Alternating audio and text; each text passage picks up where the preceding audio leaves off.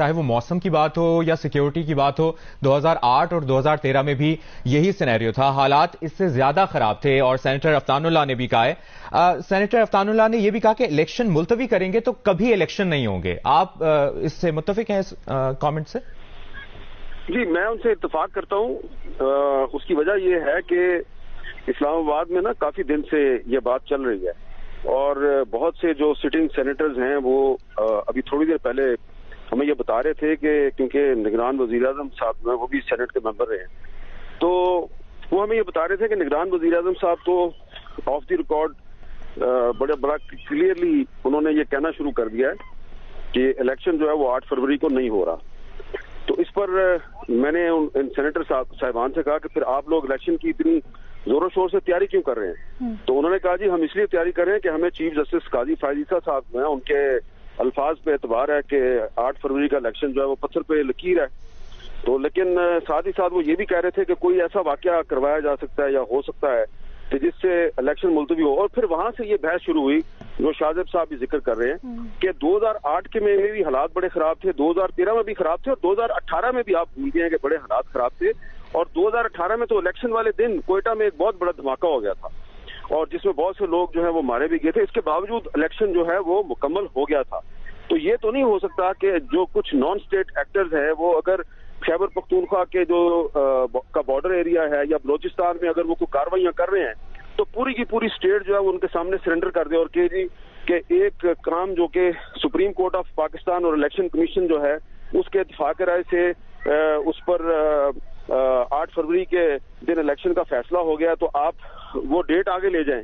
تو اس پر سینیٹر صاحبان کی اکثریت کا یہ خیال تھا کہ یہ تو سرنڈر ہوگا، آپ نان اسٹیٹ ایکٹرز کے سامنے سرنڈر کر دیں گے اگر الیکشن ملتوی ہوتا ہے. اور وہ لوگ جو یہ پلی لے رہے ہیں جی کہ امن و امان کی صورتحال بڑی خراب ہے، تو وہ تو ایکچولی جو دہشت گرد ہے ان کے سامنے سرنڈر کی بات کر رہے ہیں. تو اگر آپ نے ایک دفعہ الیکشن جو ہے وہ ڈیلے کر دیا تو کیا جو آپ نئی ڈیٹ دیں گے 2 مہینے بعد کی یا 6 مہینے بعد کی، کیا پھر دوبارہ جو ہے وہ ٹیررزم ختم ہو جائے گا پاکستان سے؟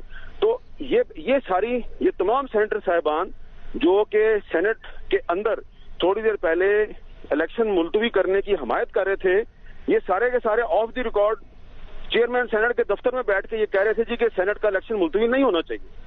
اور عفنان اللہ صاحب جو ہیں وہ تشویش میں مبتلا تھے.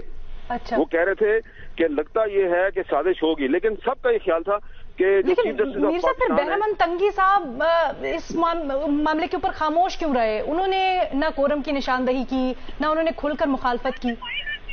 جی یہ تو آپ کو بہرامند تنگی سے پوچھنا چاہیے. انہوں نے آپ نے کیا آبزرو کیا امیر صاحب؟ دیکھیں نا، وہ تو واضح ہے. انہوں نے تھوڑے دن پہلے جو قرارداد پیش کی سینٹ میں اور وہ قرارداد منظور ہوئی ہے، اس قرارداد سے آپ اندازہ لگا لینا وہ کیوں خاموش رہے ہیں. تو دیکھیں اب جو اصل جو سٹوری ہے وہ یہ ہے کہ ابھی جو چیئرمین سینٹ ہے انہوں نے اجلاس جو ہے وہ ملتوی کر دیا ہے اور پریزیڈنٹ صاحب کا آرڈر بھی آ گیا ہے. حالانکہ جیسے ہی یہ قرارداد منظور ہوئی ہے تو بہت سے سینیٹر جو ہیں وہ بھاگ کے واپس آئے پارلیمنٹ ہاؤس میں.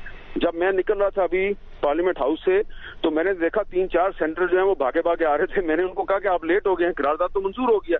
تو انہوں نے کہا کہ نہیں، ہم اب جو ہے نا وہ ریکوزیشن دے رہے ہیں، نئی قرارداد ہم تیار کریں گے، اور ہم یہ جو آج قرارداد جو 12 لوگوں نے پاس کروائی ہے، ہم اس کے خلاف 20 سینیٹر جو ہیں وہ اس قرارداد کے خلاف ریکوزیشن دیں گے اور ہم نئی قرارداد لے کے آ رہے ہیں. اور ان کا دعویٰ تھا کہ ہم اکثریت کے ساتھ اس قرارداد کو مسترد کروائیں گے.